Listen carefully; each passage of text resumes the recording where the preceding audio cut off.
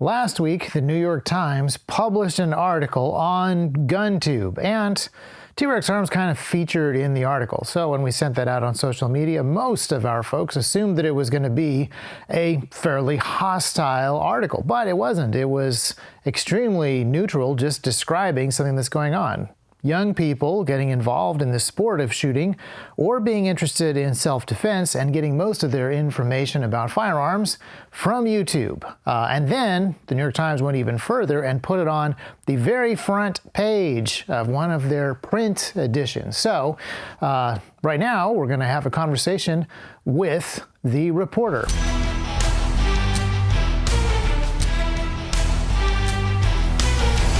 Welcome back to the T-Rex Talk podcast, and I have a guest with me.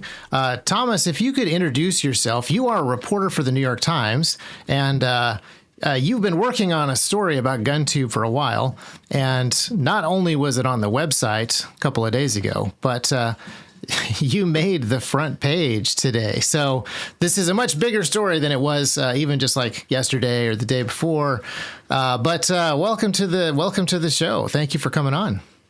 Yeah, thanks for having me. My name's Thomas Gibbons-Neff. I'm a reporter for the New York Times. I currently cover gun culture and policy. I think that's the official title.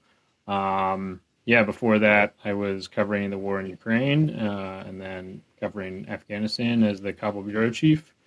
And long before that, I was an enlisted Marine infantryman.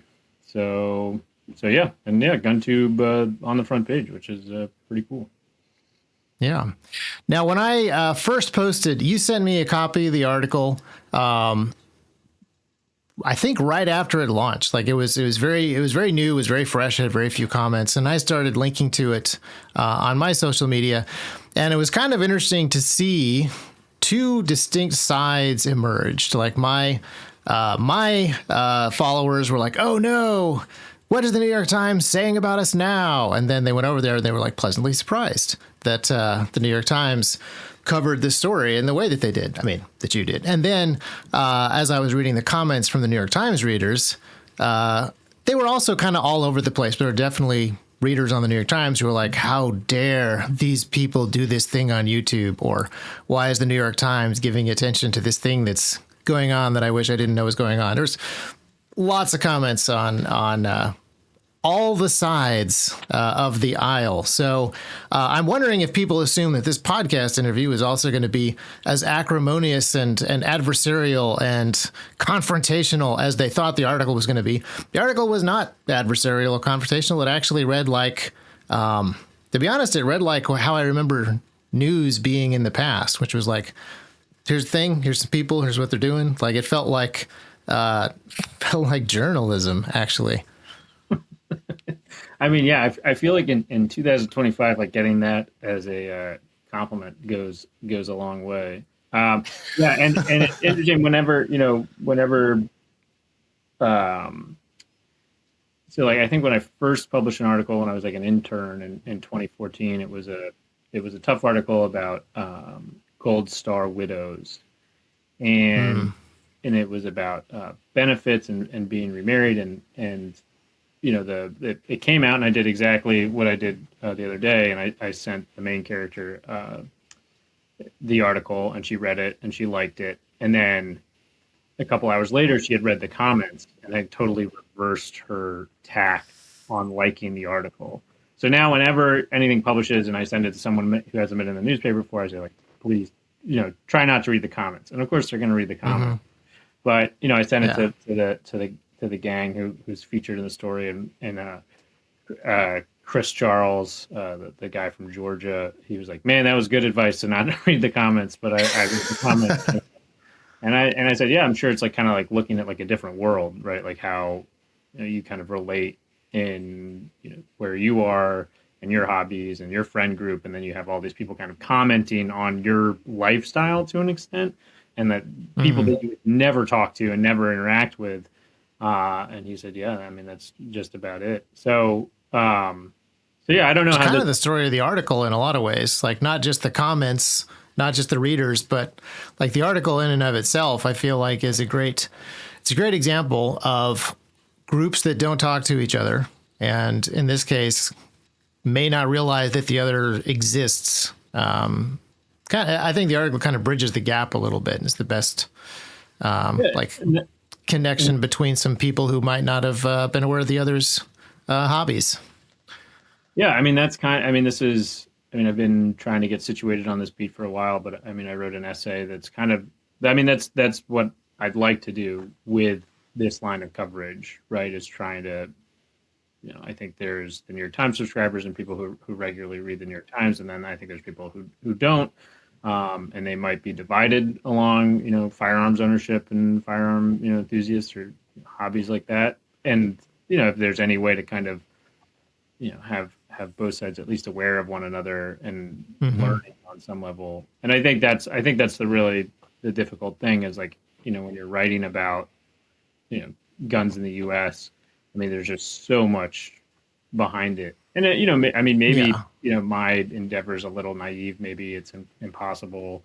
And I think, I tried to stay out of the comment section, and I didn't read all of them. It's kind of like this, you go in and it just feels like you're like, just getting hit with like little, I take everything personally. So yeah.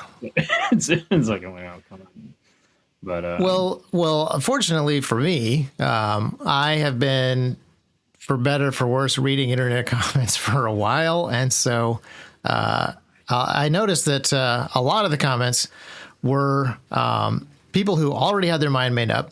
But I was encouraged by some of the actual conversation that's going on, since the Times comment section allows for replies to comments and threads develop. Like there's actually good back and forth developing in there, but definitely some folks who went in there very prejudiciously. Like, I don't know that they even finished reading the article. The comment was about the concept of the article. Some of the comments were about the people in the article. Very few of the comments were actually about the author, the journalist who had done the work and made the decision to choose these particular people to interview or talk about. So I feel like you should be able to read the comments pretty dispassionately, since they're about your subject. I think it's always like the framing, right? That's always like the difficult thing, and that's what people latch onto. And I think one of the top comments was like, this is framed in a way that accepts or endorses that everyone can own an AR-15, right? And then that in itself is a flawed way. And I think like having a conversation about gun ownership in the U.S., the Second Amendment, like, it's always the framing of that, even if it's like at the Thanksgiving dinner table, it's how that conversation is framed always kind of, is the tension. But yeah.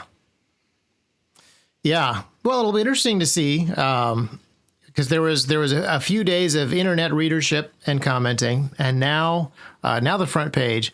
I'm imagining that the editorial board at the New York Times pays fairly little attention to comments, and then a little bit more attention to like letters to the editor. So we'll see if anything transpires from that sort of thing. The editorial board, like the op-ed section, obviously is like completely different than like the news side of the house. So, if we get letters to the editor, I mean, what our print readership looks like versus our online, I know my mom is a big print reader. My generation's probably, millennials are kind of in the middle, but, below that, Gen Alpha, Gen Z, I think we'll see. I have to ask, I have to tell you, I asked my son this morning at breakfast, I'm going to be interviewing a New York Times reporter. What do you think I should ask him? And he was like, oh, well, he's probably not in charge of the games, but I have a question for him about the games. And I was like, the games? And he was like, yeah, New York Times makes some of the best games, Wordle. And like, he was not connecting the dots to New York Times, the newspaper.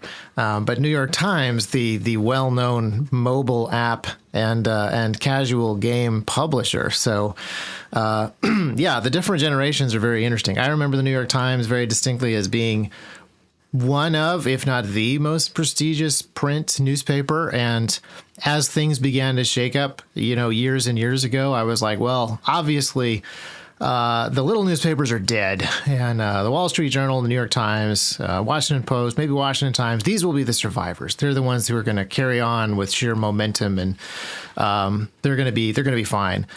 So it is kind of interesting to see the way that things have developed. In many ways, some of the little newspapers, like the local papers, like our tiny little Hickman County Times, in some ways has a more faithful older readership, maybe like per capita of our county. than New Yorkers probably reading the New York Times.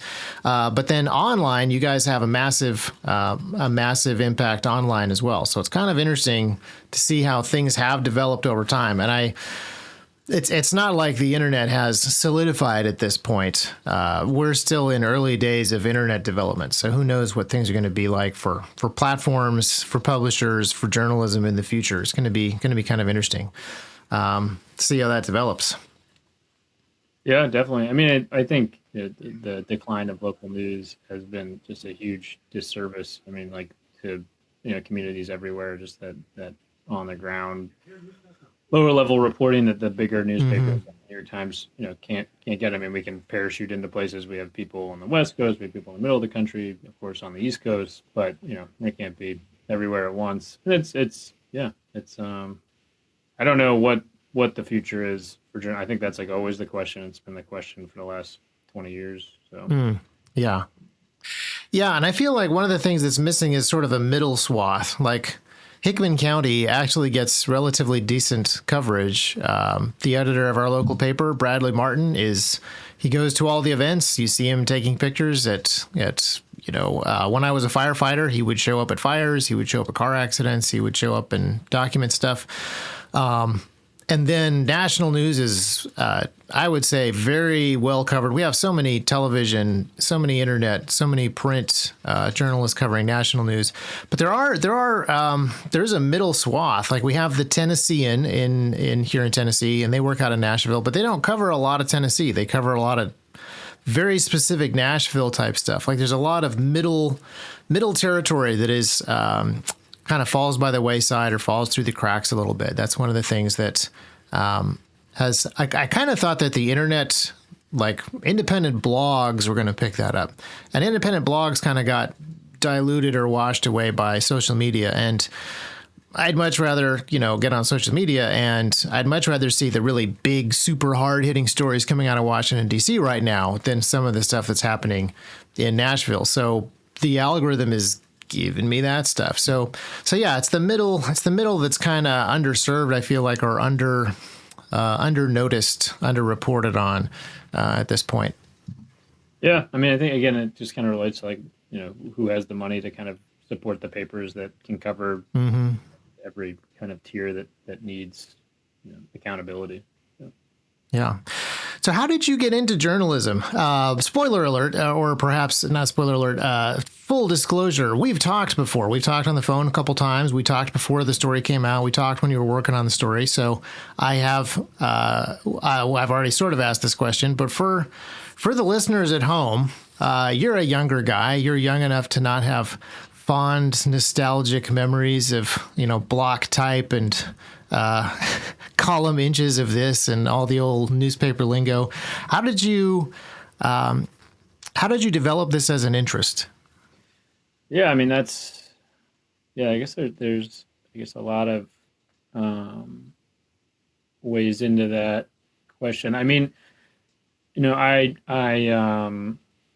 feel like the story that I guess best sums it up is I was in the Marine Corps. I was in the infantry. I did two deployments to Afghanistan, and I got into college afterwards on the GI Bill. I was at Georgetown University. Super lucky. That's a whole other story. But and on the first day of class, I was a team leader of a Scout Sniper team, and I just want to make sure that all the cards on the table. I was a team leader, but I did not pass Scout Sniper school, so I was a professionally instructed gunman, or PIG, and then the school trained guys were hogs. But we didn't have a lot of hogs in the platoon because of the attrition rate at sniper schools, whatever. We were very junior, kind of like the bad news bears of state platoons. And I was a team leader. And my assistant team leader, he was school trained. And he was wounded on my second deployment. And then on the first day of class at Georgetown, it was August of 2011, I woke up and he had died in a motorcycle accident. And it was kind of like this first day of school, and I was like, it was new student orientation. There was all these kids around. Kids, I mean, I was 24 and they were 18, 19. Yeah, so you were the old man, yeah. Yeah, ancient. Yeah, it was kind of this like moment. I mean, I was devastated. I remember the call, and there was like this on-campus bar, and I just like got really drunk, and the most drunk I've ever been. And then I went to these new student orientations, like blackout. And I think I can honestly say that is like the first and only time I've ever been like blackout drunk. And I just remembered being so mad at my fellow students, because I just felt like I was like unlucky, or like they just didn't understand like this whole other realm, kind of, like Afghanistan, the war, like whatever. They were just like totally this whole other world. Yeah. Their first day of school, and I'm thinking about Matt getting shot on the roof, and like, was it the wrong call to be up there? And it kind of, because it just kind of set him down this path that I think ended up with that motorcycle accident. And anyway, so yeah, it was a really bad day, and a couple months went by, I think maybe a year, and a friend of mine had written an article for The Atlantic about student veterans, and it was kind of depressing, and I wanted to kind of write, like, I was like, well, this I had a little different thing, because I kind of made the decision, like, I'm going to put myself into school, I'm going to like not stop drinking, and just kind of recovered and went in and tried to be as self-effacing and approachable to these younger students as humanly possible. Like, that was the choice. So then I was like, well, I wrote a little essay, and then this guy was like, oh, you should, pitch that to New York Times at War, which was at the time a blog that the New York Times had for yeah. I think it contributed, people on deployments could contribute to. It was a lot of like veteran writers got started there. And yeah, Jim Dow, who's the editor, was like, yeah, we'll run it. And they ran it, and that was the first thing that ever been published. And I was like, oh, wow, this could maybe be a job. And then from there, I applied for the school paper at Georgetown and got to work there, and applied to be an intern at the Washington Post, and they hired me, which was pretty cool. And then, yeah, here I am. Yeah. Well, it's a fascinating thing. I do wonder, I have a friend, he has a podcast called Redacted, but he has a sort of a similar story, although he went into more philosophy and academia, but he came back after some rough deployments as a ranger, saw a lot of action, saw a lot of different stuff, and found himself in the middle of a whole bunch of, 19-year-old kids talking about stuff. And he was like, oh, well, I've already done that. I've already killed lots of people. So we're kind of past some of these conversations. As far as I'm concerned, we're kind of past some of these conversations. I already killed a lot of people. I can talk to you exactly what it's like. It doesn't have to be theoretical. And everyone was just like radio silence in the study hall together there for many minutes. But this thing where it kind of ties back a little bit to how we started the conversation, which was we have readers on the internet, readers of the New York Times, readers elsewhere, who live in disconnected worlds. Not only do they not have good communication with the other world, they're kind of sometimes unaware that the other world exists. And the guys that have done, I wouldn't even say that it necessarily has to be military service and combat, but guys that have been overseas and spent time working overseas have such a very different experience than modern Americans who have never left the States had. When you've actually seen the third world, or you've actually seen the wreckage of war, you've actually seen a different world than most Americans live in and think about. And in a lot of ways, I feel like we did a better job, our parents' generation or our grandparents' generation did a better job of understanding that, because life in America was still difficult. Maybe war correspondents and journalists did a better job of conveying some of this stuff.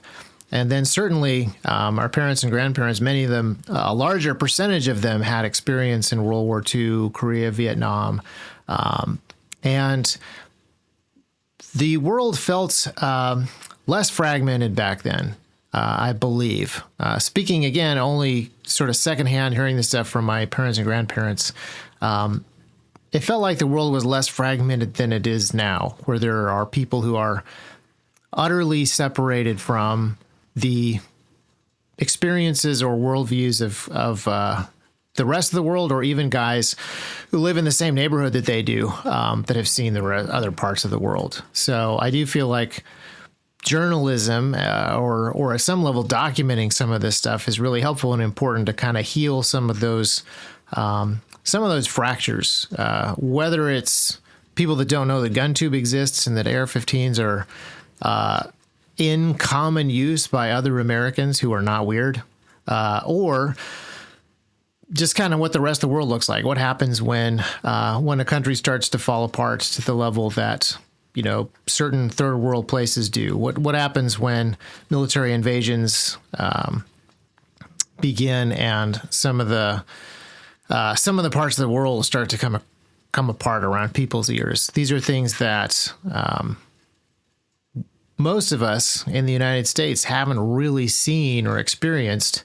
And then a small part of the population has really good up close personal understanding of it. And so that's an interesting difference. Yeah, I mean, I grew up, my dad was a Vietnam vet. He's a swift boat guy, and he just would always say, like, oh, you don't know how lucky you are. That was kind of like always his go-to. And I feel like, you know, when we talk about like kind of siloed, I mean, first is like as a journalist, like that's always, you know, journalism can be kind of like a very ego-based game. You know, it's our name in the paper. You know, you have the ads on TV and these correspondents who go and do the thing. And but at the end of the day, we're here for the reader. That's who we serve. And the most I could ever hope for is, you know, somebody learning something or telling a story that might not get told in some corner, whether that's GunTube to people who've never heard of GunTube, whether that's a sister identifying her father's burnt body in a morgue in eastern Ukraine, and bringing that home to somebody's living room where they can kind of relate, like, oh, that could be me. You know, that, you know, a way to empathize with something they wouldn't experience. I mean, that's the best I could ever hope for. And then on the military side, you know, you talk about your parents and you know, it was about, you know, World War II. I mean, everybody knew somebody who was serving overseas. There was rationing, whether it's sugar or oil, or like everyone had some. Vietnam, there was the draft. And I really think, you know, the last 20 years, you know, in all volunteer military, it just allows for that, you know, that divide to grow, because it's a people who are signing up.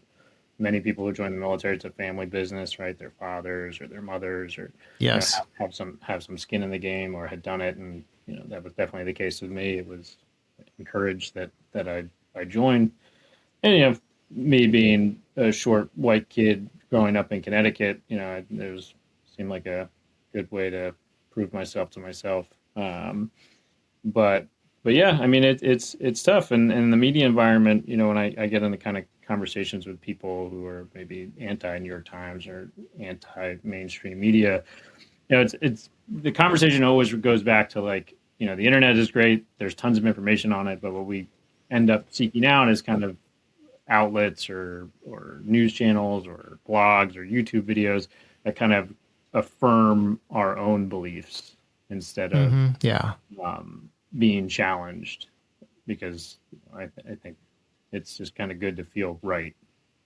generally. Or have and the algorithms are leaning that way, because the algorithms know that if it shows me stuff that I want to read, I'll read longer. And if I read longer, I'll see more ads. So it just kind of leans that way. If I read a tough article, I'm going to put my phone down and think about it for a while. And that's like dollars of advertising revenue lost if that happens. So as much as I liked the idea of a personally curated news feed, it hasn't panned out to actually be as good for me as, you know, reading opposition news, reading reading serious books and serious stuff, even from people I disagree with, has been way better than a customized, curated news feed of stuff that is eventually becomes engineered to sell me ads. Right. Fair. I'd kind of rather give the New York Times my money up front and know what I'm getting and realize I'm going to disagree with some of the articles and see what the other side is thinking about. Then I think that's a completely black box of algorithm that is going to be increasingly AI infected. Possibly not the right word, but it feels like it's the right word at this point. Yeah. What do I call? I think I call deep seek sea breeze. I'll figure it out. But yeah. But yeah, I mean, going back to the front page, I mean, that's kind of the merit of just like a physical newspaper, right? Like everything's not just the New York Times, any print paper where you're going to see things, different parts of the news that you might not read otherwise. So. Yeah, it's interesting to think about. Now, as you have worked, so you went from the military to school, and then you got into writing. How did you become a war correspondent? Because you have done quite a bit of boots on the ground stuff now as a reporter, and you've done boots on the ground stuff on exactly the same ground where you have fought. So that's another thing that is fascinating to me. I don't think I've ever talked to anyone who has done that. I know that there are like famous news reporters who fought in World War I and then found themselves in the same territory on the same battlefields as they covered World War II as correspondents. But I think you have today, at least, a pretty unique experience as somebody that has gone back to the same villages in Afghanistan as a reporter, where you were fighting just a few years before. So how was that as an experience? Yeah, I mean, I kind of got into covering conflict just by putting my hand up. I think when I was an intern at the Washington Post the second time around, Ukraine offered this embed program, and I signed up for it and pitched it to the editors, and they said, "Okay, yeah, go." And that was kind of my first time as a reporter in a conflict zone, which was. I mean, I was nervous. It was just such a weird experience sitting in the hotel room. Actually, in the town of Krasnominsk, which is now Pokrovsk, which is now almost surrounded by the Russians, and the hotel that I stayed in is, I think, destroyed. But it was this idea of like, oh, why am I here? Why am I about to go do this? Like, and it kind of like framed. When I was in the Marines and an infantry squad and a scout sniper team, it's like that the people around you, like that's why you're there. That's why you're showing up, because right. Yeah.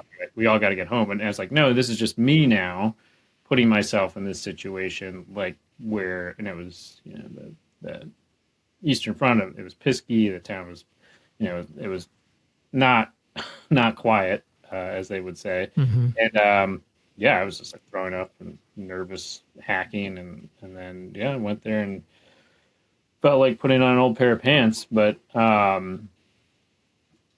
mean, as far as it relates to kind of like going back to a place that I had fought before, I mean, that was I think Elliot Ackerman, who's a Marine officer, I think he returned to Fallujah. He was in the 04. He was in Phantom Fury as a colleague. But I mean, it was weird. It's like driving into Marja. It's this kind of like segmented kind of agricultural zone with little hamlets, and driving in from Lashkar, like we passed this intersection. It's like I think Marcy. Like we had names of the roads, and it was like Marcy Donkey or, this 4-way intersection. And, I hadn't been there. I'd flown over it and flown in a couple months before, but on the ground, it had 2010 and it was 2021. And it was like it was like all of a sudden, like I saw the intersection, I saw this little canal, I saw this like little divot in the road, and it was like two memories just kind of like hitting at once, like a, I guess that would be a flashback, but I was like, oh, I know exactly. Mm-hmm. Like I know, and it kind of Yeah. this like anxiety that you would get like on a patrol kind of came back. Um, and then yeah, we sat down Yeah. with the Taliban, which was wild. Yeah. Yeah, I mean, in any situation, like going back to a childhood home or a place you haven't been in a while, there's already, emotional stuff. It already feels like there's a significance to it anyway. But yeah, going from a place where you have fought, and then sitting down with the Taliban in the same, same village, same marketplace, talking about stuff is, yeah, it's an interesting thing. Yeah, it was like outer body, I guess. And I mean, we were in this like kind of like dusty room, and everyone was drinking tea, and there's like AKs and M4s, and it was like, yeah, this is definitely the Taliban. And I was dressed in local clothing, and I think I was asking about Marja and the battle, and it was like this whole time I was like, well, do I tell him? Do I tell him that I'm a Marine who fought here? And this was November of 21. Kabul had fallen only a few months before, and Yeah, still hot. Yeah. yeah, I mean, I think, and lucky enough to get out there because we had some great local reporters and Yakub and Jim. Really, it was just getting the permissions from the Talib commander to like let us go into Marja. We were just super fortunate to have all of that. But then, sitting there, and the guy who I was talking to, who had fought at the same time that I had been, he was opposite of me while we were fighting that morning in February of 2010. He was from this very small district, northern Bagran, and Yakub, the local journalist I was with, also was from the same district, and he kind of was like, don't tell him, because like he just didn't want it to come back on his family. Yeah. And it's also like, yeah, these guys are all chill, but like you might leave, and like what about the guys outside and the guys on the road? Yeah. Once like, oh yeah, we have a former American Marine driving around. Like it just felt like, yeah, let's keep that Slightly going. sketchy. Yeah. You hear all the stories, you see the photos of like American and German soldiers meeting 50 years later and shaking hands and having a sense of camaraderie or shared past. But a couple of months after we withdraw from Afghanistan, nobody over there is probably in that mode. They're not in that decades have passed and now we reminisce thing. And there were Taliban government officials who knew that I had served before, and we kind of cleared it. But I think on the foot soldier, especially like provincial Taliban, Helmandi Taliban versus Wardaki, they have a different. Everybody has a different way of doing business, and that was not something I wanted to find out the hard way. Yeah, well, it's kind of a fascinating experience. It seems like covering GunTube is a lot more boring. Like in some ways, I feel like this is an important area to study, to understand, to think about. But it also feels like a little bit of a downgrade for you in some ways, or certainly less dramatic than covering actual conflicts, student war, hot conflicts. Yeah, I mean it's definitely I mean, as far as like what my brain is processing every day, I'm not thinking about like keeping the photographer from getting blown up, or routes into Bakhmut, or like what's the FPV threat, what's the weather, I'm like that's aside. So yeah, that's definitely less stressful. But I mean, as far as like covering gun culture in the U.S. as a New York Times reporter, I mean, it feels almost like more daunting. I mean, just trying to talk to people and convince them like, hey, I'm not here to write a hit piece. I'm here to just kind of understand, the subject that I'm writing about, and try to write something as down the middle and as approachable as possible. And as any journalist would, It's just the perception of what a New York Times journalist is doing in this environment. Like what's the end goal? And that's been very difficult. And yeah, definitely stressful because I want to write. The initial idea of like GunTube was, maybe talking to like Mike Jones at Grand Thumb or like Brandon Herrera, like, but these are guys who, don't need to talk to the New York Times. And if anything, like talking to the New York Times might like look bad, or I don't know what I don't know what their thought process is. Yeah. So it was kind of a different, it's definitely, less stressful, but more difficult in a lot of other ways, if that makes sense.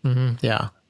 Well, I can tell you that, I forget who it was. I think it was Josh came to me and was like, hey, we got a email from a guy at the New York Times who wants to talk to you. And I was like, oh, that's weird, because we had just had a story. Mother Jones did a story on T-Rex, mostly about Lucas, but on T-Rex before. And on the one hand, it was trying to be an expose. Like it had a hostile vibe to it. But at the same time, it was like, yeah, this is what we believe. Yeah, we did do that. Yeah, these are the YouTube videos. Yes, this is the thing that we want to do. Yep, that's one of our messages. This is good reporting. So I had a little bit mixed feelings about the New York Times. Like, what could be notable enough that we are doing that is interesting to the New York Times? But I was super curious. And I also have a soft spot for the New York Times, despite kind of the more liberal bent that it has now. So I was like, I am super curious about what they want to do. So I'm really glad that we talked, that first conversation we had. I really appreciate your angle, which is not that something earth-shattering is happening that deserves to be on the front page of the New York Times. It's more, here's something that's very normal that is happening, that people are not aware of. And there's division because of misunderstanding and complete lack of awareness that can be addressed by just reporting on something that's going on. I think that is a really interesting, good stake to have about it, because I'm old enough to feel like I've seen the country get a lot more divided and a lot more fractious, and the comments on the article, I think, bear this out. I mean, there's only a few hundred of them, so it's only a tiny sliver of New York Times readership, and it probably isn't even New York Times readership. It's New York Times online readers who like to talk in the comments. It's a sort of self-selecting group. But yeah, a lot of them were like, this is not the sort of thing that the New York Times should cover. We should pretend like this doesn't exist and hope that it goes away. Was something that came out of a couple of couples of threads that if we give these gun nuts less airtime, maybe they will just disappear. And that's the best way to handle things, sort of attitude. So, I'm curious to see what the ramifications of the article are, because again, for some people reading the paper, this is a shocking revelation that they were totally unaware of. And for other people reading the paper, it's like, I watch YouTube shorts of people shooting watermelons and pop bottles and Hickok riding a bicycle with an Uzi. Like, that's what pops up in my feed. Yeah, it doesn't feel like news. So I'm really curious to see just kind of what the ongoing conversation is with this new beat, gun culture being an actual beat, just kind of where that takes you, where the editors want to go, and then who you bump into and who you talk to. Yeah, I mean, definitely. I think some of the comments, like, I really should have talked more about, like, talk to Ian McCullum over at Forgotten Weapons or the Royal Army. Which, I think probably, if I had more room, I could have gotten into that side of the history, because I think a lot of people are into firearms history. But yeah, I mean, I like I said, I might be naive, I might be a little overly positive, but I think the reception was good, and I think there's definitely room for more stories, and I'm just going to keep doing it until I'm told otherwise. Yeah. Is there any particular? I mean, you mentioned the big guys. In some ways, In some ways, I feel like the smaller GunTube is more interesting than the heavy hitters. I think people are more likely to have maybe come across a Demolition Ranch video and been like, oh yeah, YouTube is full of people doing weird stuff like driving Camaros off of bridges. And so, of course, there's somebody shooting a 50 caliber rifle through 8 toilets in a row. Sure, that's just a weird YouTube thing.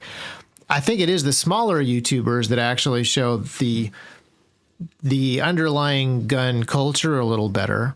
And then another thing that kind of came out of your article that I was thinking about is in many ways, small GunTube is like how YouTube used to be back before there was any money in YouTube, back before there was an opportunity to become really famous doing YouTube. People just did YouTube videos for fun and to hang out with a small audience. And very few pockets of YouTube community still have that same vibe, but GunTubers do because they're basically demonetized. The algorithm is never going to give them a massive boost. They're going to continue to be like classic YouTube was. Like there's, I forget who it was in the article. It was like finally got his first check from YouTube, $200. Like this is covering a fraction of his hobby. The rest is in it just to help people, just to talk to people, just to show people how to reassemble an AR, just to, share his love of this hobby with what he knows is going to be a small group of people. Like that's what classic old YouTube community felt like. And the rest of YouTube has just turned into like game the system, figure out the algorithm, become Mr. Beast. It seems like that's what a lot of other YouTubers are trying to do. So yeah, the lower mid-level YouTubers I think are the more interesting cultural side. Although I do appreciate a number of those bigger YouTubers and some of the stuff that they're doing. I noticed some people saying they believe that you did the story just because Demolition Ranch retired, and that was the way that New York Times found out about GunTube in the first place. But you've been working on the story for forever. Yeah, no, I didn't see that comment. And you were talking about the guy who got his first check. That's Tim Stuckey. So, I mean, when I first finished the draft I think the first draft was like sometime in late November, he had like 4,000 followers. And by the time published, I had to go back and fact check. And he was like up to 9,500, which is awesome. And he's just like sitting there, tinkering with, I think I watched one of his videos for trying to put in a Radian safety selector.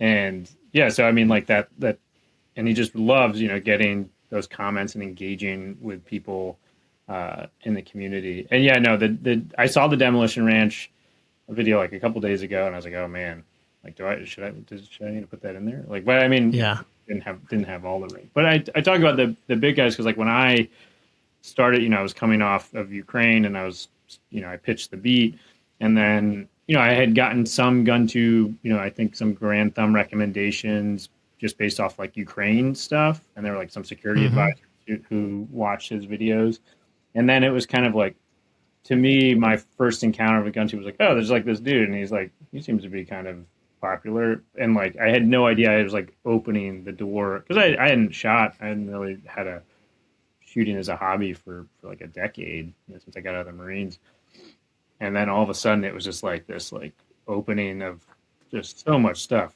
going on. So I was like, yeah, no, the story is not going to be the as you said, like the big guys. It's definitely pulling it back and trying to get down to the bottom of the guys with subscribers and.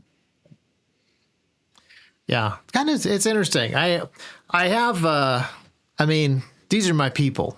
Like I'm definitely. I definitely feel like one of them. As I was watching Matt's video about retiring, shutting down Demolition Ranch and retiring, I was like, wait a minute. I also have young children. I also would rather spend more time with them. And, but I was also thinking about the fact that but I'm not really YouTube is they want you to be we've monetized the TRX Labs channel. We haven't been able to monetize the others. And YouTube would like you to be very tight on what they actually pay for stuff. So I won't get into real specific details, but I can tell you we've been doing TRX Labs for a year. And we've published a video every single week, so you have to do the math yourself. And we've made about $11,000. So this is not this is not really a thing that you do for the money. Even though we're doing really well by subscriber counts. Like I feel like if you have a message and you really want to connect with folks, you will be a little bit less subject to the burnout. And I feel like what Matt and some of the other big YouTubers have done is they did this thing for the love of it. But as soon as there's money attached and you can hire people, now you're responsible for other people's livelihoods. And so now you want to continue to grow and build business. Once it becomes a business, it's much easier to get the burnout.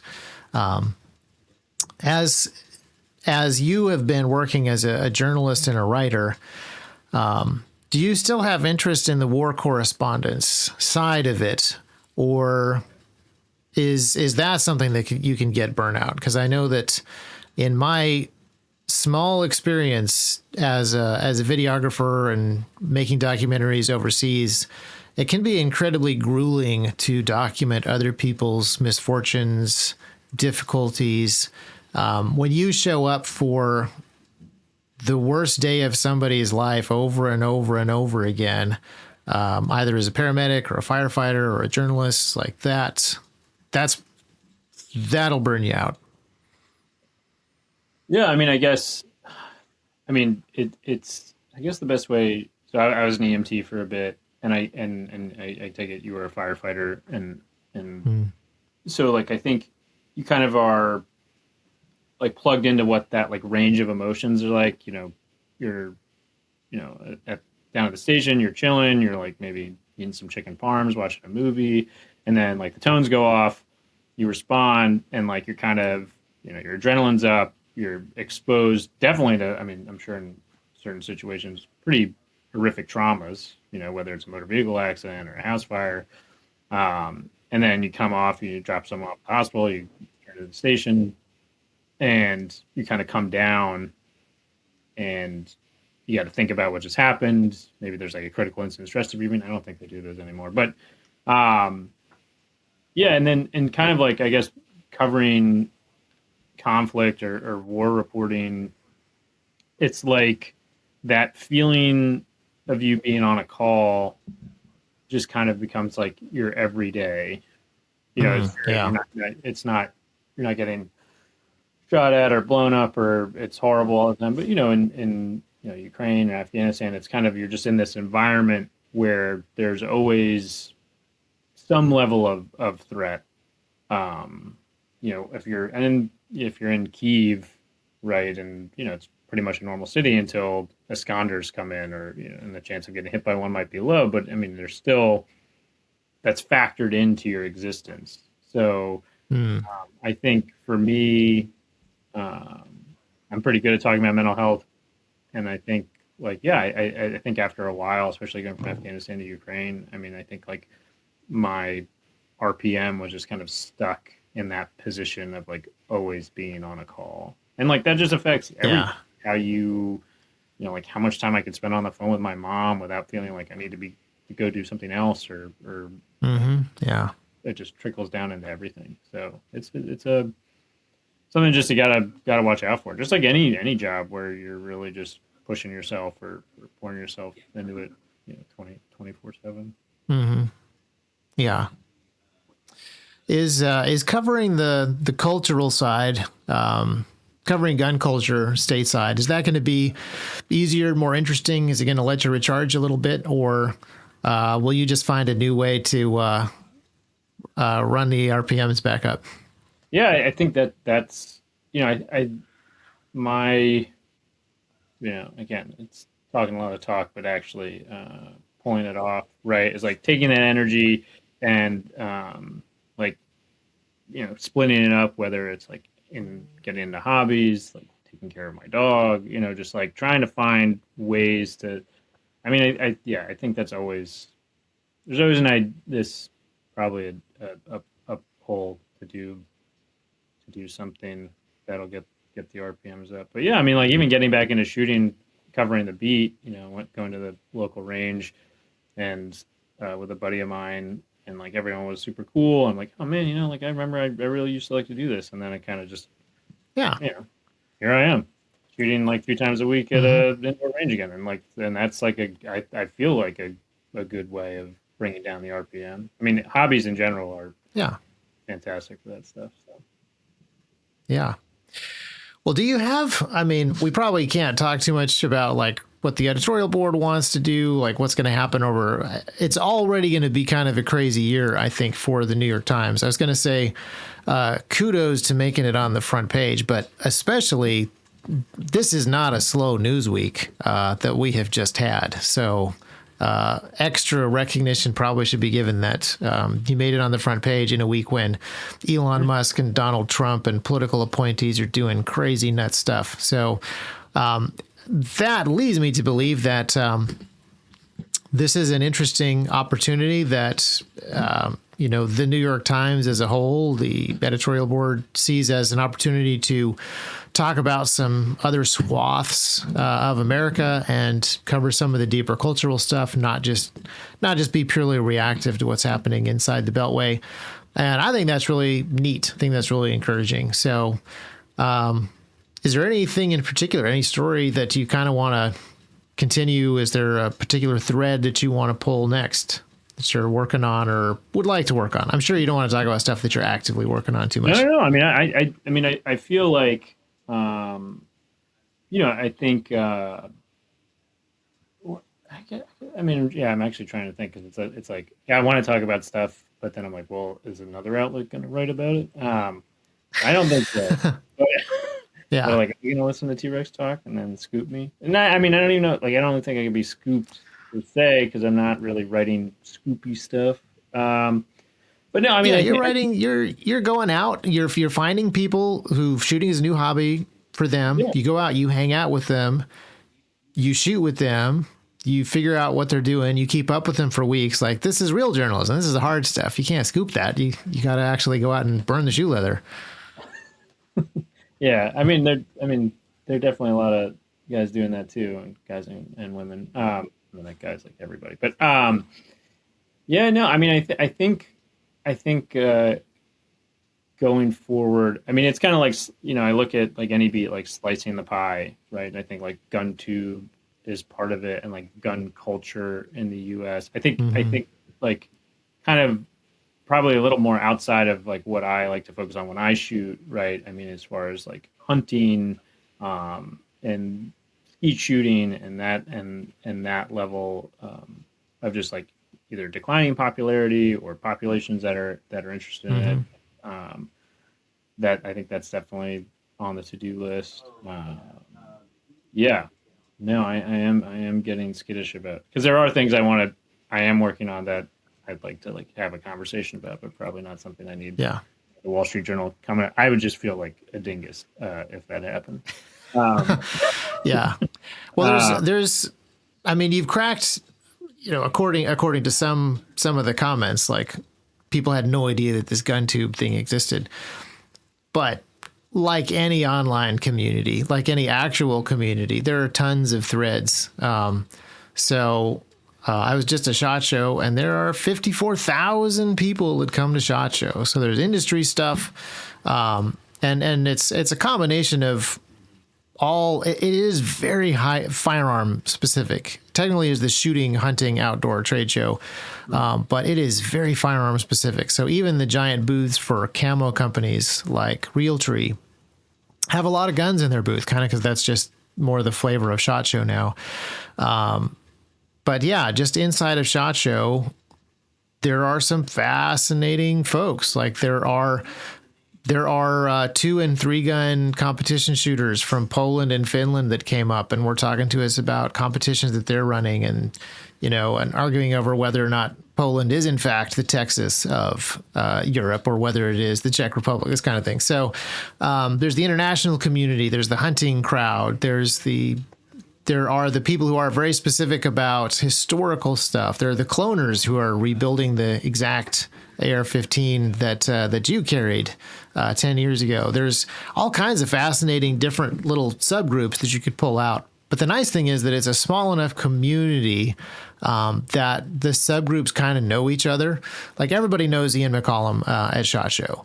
Everybody knows Jerry Mikulek, even though his specialties are things that guys younger than my age are not into. They're never going to shoot a revolver, but they know Jerry Mikulek is the guy who has the record. So it's a small enough community that all the subgroups have an interesting connection, or at least an awareness and some level of fondness for each other.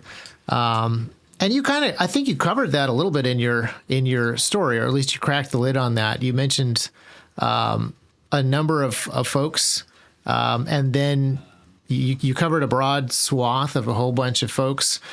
You mentioned Tactical Girlfriend. I think that's the sort of another subgroup of liberal gun owners. I think would be another interesting one to explore. Since there is so much fragmentation outside of the gun world, it would be interesting to look at some of the overlaps inside of the gun world. Yeah, I mean, I think, how, I kind of like see the GunTube story, right, as like a trying to get onto this beat and figure out exactly what future stories will look like, maybe like a 100 level, class. And then there's tons of stuff up there, 200, 300, PhD. And I really think, writing about I don't know where the term came from, or I've seen it, non-standard gun owners. And that's kind of like right in the GunTube story about, women, minorities, LGBTQ right, people that are getting increasingly into shooting. I think that's, all super important stuff that, I definitely would like to cover more of. Yeah. Well, I'm looking forward to the coverage. I think you did a great job of, again, picking a scope of the story and the way that you covered it. I appreciated, even though some of the commenters didn't, that you presupposed that it's okay for people to have these AR-15s because it's legal and so forth. But even just like, this is what people are doing, and I think that was really fascinating for a lot of people. For the T-Rex Talk audience, it's probably kind of basic because the T-Rex Talk is a very small podcast. If you're listening to this podcast, you already probably see nothing but gun videos on YouTube. But I like the idea of connecting some of these completely disconnected bubbles in America, and there has been a lot of fragmentation, even the way that we do news. I kind of blame Jon Stewart for this a little bit, because I think the Daily Show kind of spoiled Americans. They're like, oh, this is how we should do news. News should have a gimmick. It should be funny, and it should have a strong edge to it. So this is how I want news from here on out. And I think that just, as that developed, he's a very talented comedian, and there are some people who are like, oh, I appreciate that a comedian is taking on the responsibility of doing news. But it also kind of made my generation, a little bit younger, I think about news like, we would like all of our talk shows to have a gimmick. We would like all of our news to come to us. We want just the best bits. We want the bits that align with us.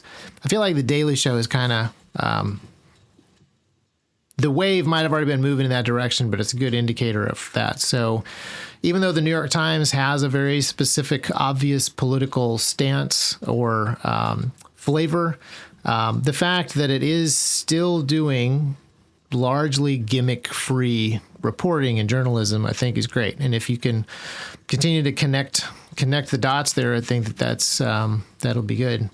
There is a joke in the article, though. It might be... so here's the weird thing about the joke that's in the article. It's only a joke for some people. It's not a joke for other people. So it's probably best if you don't laugh at the joke, because I don't think it's a joke for New York Times people. But I don't mean to pick on Tactical Girlfriend, but you mentioned it's mostly guys, and then as an example of diversity, Tactical Girlfriend. In some circles, it's like, yes, that is a diverse person, so that's a great illustration of diversity. But it's also kind of a Norm Macdonald joke, which is like, GunTube is all guys, especially this other person over here who is also a guy. Like, this is a good example of two camps who probably read that sentence a completely different way. And it just kind of shows more of that cultural divide that can exist when you get these two different camps. So I'm curious about just like how we can connect these different tribes when they have such big differences. I mean, the biggest thing to do is make them aware of each other. I think that's the first step. And then hopefully there can be actual communication between the two. So yeah, I mean, I think we'll see what happens. The quote from, Tactical Girlfriend and what she said about, I think she had obviously issues with the community, but kind of pointed to the good that she's also done with, who she talks to, and who, is made aware of shooting as a sport, as a hobby, just from watching her videos, as opposed to, Grand Thumb or T-Rex Arms or what have you. Yeah.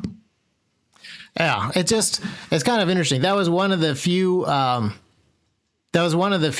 of the article that was like, that's a very New York Times thing. The New York Times sort of way to point out diversity is to find the most diverse person.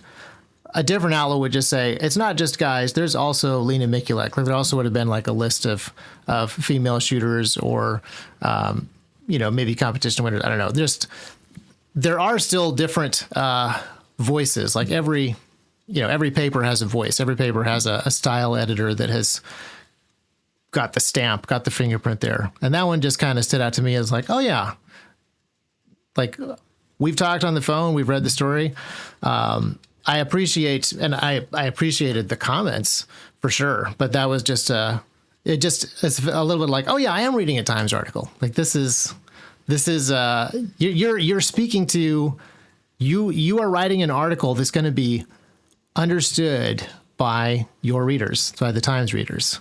Like occasionally I just bump into these, like a completely different way that when I was writing for a newspaper, like our editor would have been like, no, the way that you illustrate diversity is this over here. You don't go over here. You go this way to illustrate diversity. When you want to make a counterpoint, the way that you do the counterpoint is this way. So yeah, anyway, that was one of the things that I was just like, interesting. Yeah. I mean, incorporating Tactical Girlfriend. I mean, she's an Afghan-American, what did I say? African? She's an Afghan-American woman. And it just felt like I have 1,500 words, or, I had originally written longer. And it's like, how do I put the goalposts on all sides of the field where you can, the reader who's never, right, many of which GunTube can populate like their understanding of. And that was also, why I went to Salt Lake City, Fort Wayne, Georgia, like, trying to spread it. Yeah. I was actually super lucky in that part because they responded to my DMs on Instagram and, on Twitter or whatever, Facebook, because like, it was not easy to get someone to bite, to be like, oh yeah, you're just some random New York Times reporter and you want to talk to me about my video on YouTube that's gotten 300 views. And I'm like, yeah, that's pretty much it. Yeah. Yeah. So you have the classic challenge that exists where you're covering a story and you're also wanting to communicate to specific readers. So, I mean, it's probably the thing that's most, you most have to be deliberate about this when you're doing war correspondence. As a soldier, you already have a vocabulary for combat and tactical engagements, but for your readers at the New York Times that don't have that experience, you need to come up with the English terms for their vocabulary for troop advancement and things, and all of the shorthand that you use inside the military has to be stripped away so that it can be something that's completely readable and understandable.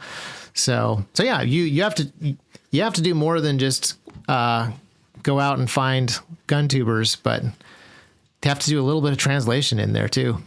Right. And that kind of all relates back to like the comments and what they get, the framing, right, of like what the outline of the story looks like. And as far as, not being able to talking military jargon. Like I still have issues. What's like what's the bad one that I've like used in what is it?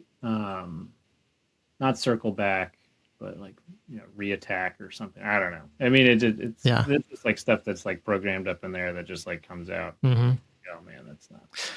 Yeah, but you got to sprinkle a little bit in so that it sounds authentic. Like that's why, like divide and conquer and various other things have become regular English idioms, is because it's a way where people could write about cool military stuff in World War One or World War II, and it made it into just kind of regular vocabulary. So yeah. I think the balance. You got to figure out what you're communicating. Yeah. What hill have I died on? Oh, night vision goggles. No, it's night vision device. Yes. Yeah, it's a PVS 14. It's not a goggle; it's a monocular. So unless you want to put monocular in there, just call it a night vision device.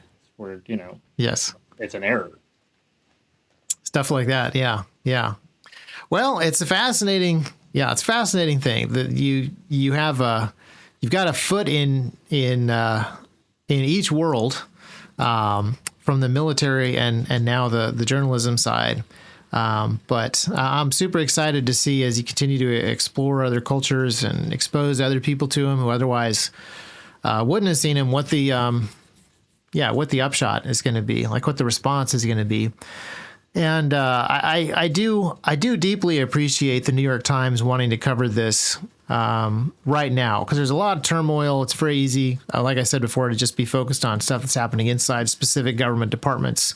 And we're talking about trillions of dollars of contracts and things. Like, it's extremely newsworthy. But ultimately, I think what's going on in our country is a very cultural thing. The polarization or the fragmentation, the partisanship, it's all a very cultural thing, and it's all a educational and communication sort of problem. The things that need to be addressed are deeper and more basic and more human than just, our team controls the flag now. Our team, it controls the Treasury Department now, that sort of stuff. So I deeply appreciate that the New York Times wanted to run an article on GunTube this week, and that hopefully the upshot is wider understanding across different groups of people. Yeah, and I mean, I'm lucky. I mean, I think the upshot will be good. Yeah, my editors are super on board, and I think just the story getting put on the front, I mean, is kind of an indicator of like, this is something we're down to report on and talk about. And I mean, it goes back to like, being here for the reader, and it's like the best I can do as a journalist is, tell people a story that they never would have heard otherwise. And it's about the village in Ukraine or GunTube. It's cool. Yeah. Well, thank you so much, Thomas. I appreciate you writing the story, but I also appreciate you coming on the show. I've enjoyed some of the conversations that we had as you were working on the story, but I appreciate you coming on here, being inside of GunTube turf as a guest.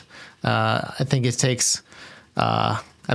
It's not scary for somebody who's already been a war correspondent and a soldier and knows exactly all of those pitfalls and dangers. But I appreciate that you are willing to write about GunTube and then also show up and talk publicly. I think that's cool. Yeah, I mean, thanks for having me. I mean, I'm probably not the typical guest. Well, I'm definitely not, but yeah, I mean, I don't think we have typical guests on this show. No, I think we have not typical guests. That's like, yeah. Like, what do you mean, you people? No, it's like it's the just I guess you never had a New York Times reporter on, so I guess I'm a. It's true. You are either going to be. I'm sure that the T-Rex crowd, despite being much smaller, the T-Rex crowd can be equally as divided as like the giant New York Times crowd. You are possibly the most auspicious, most respected guest we've had on the show as New York Times reporter, with a front page story below the fold, but still front page story. You also might be the most hated and distrusted of all because who is this New York Times reporter?